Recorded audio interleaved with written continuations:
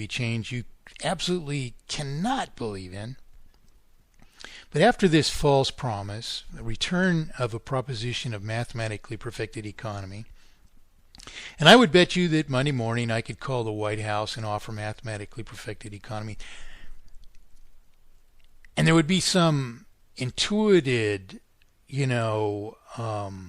obligation to deflect the proposition in defense of the president, the improprieties of the president, that I bet you I wouldn't be able to reach the president, even though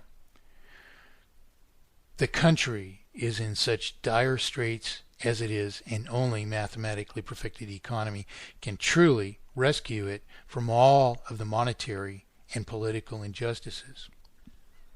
Everyone intuitively understands that these guys only get into power by making deals against the people.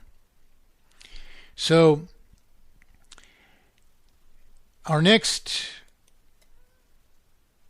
answer was Barack Obama. The second most given answer was Barack Obama, received 27% of the vote, or 766 votes out of 2,835. So which of our options received the most votes? The clueless voters who put these folks in charge and have allowed all this to happen. This is what I've been telling us for 43 years, that it's our own fault. If we understood, every one of us clearly understood, this obfuscation of the currency, how in the world would we ever watch even the news media, which tells us constantly change we can believe in? Barack Obama, Ronald Reagan advocated change. And he said that the sufficient change was going to be a 10% reduction in federal tax rates. A carrot. Everyone vote for this guy. No one else is going to reduce our taxes, which are unjust. They're unjust. Why are they unjust, ladies and gentlemen?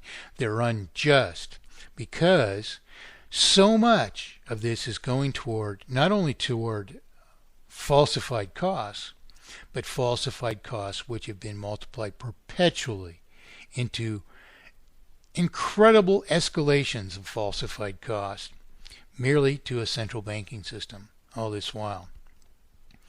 But as I said to this fellow in Alaska in 1975, working out in a weight room and terminal camp in Valdez, Alaska, who was complaining about taxes, I said, "You're complaining about the wrong thing. Until you change the monetary system, so long as we service the escalation of federal costs will always escalate, and so will your taxes. For naught.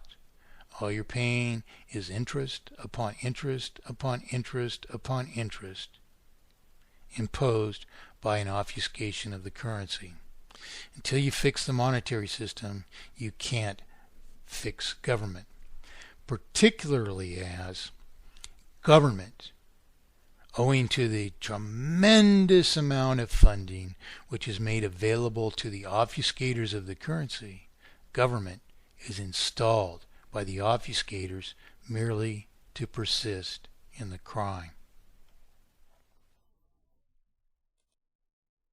Thanks again for listening to Mike Montagna on Mathematically Perfected Economy and Absolute Consensual Representation. And if I may continue to borrow the words of a wise friend of mine, and we are all related.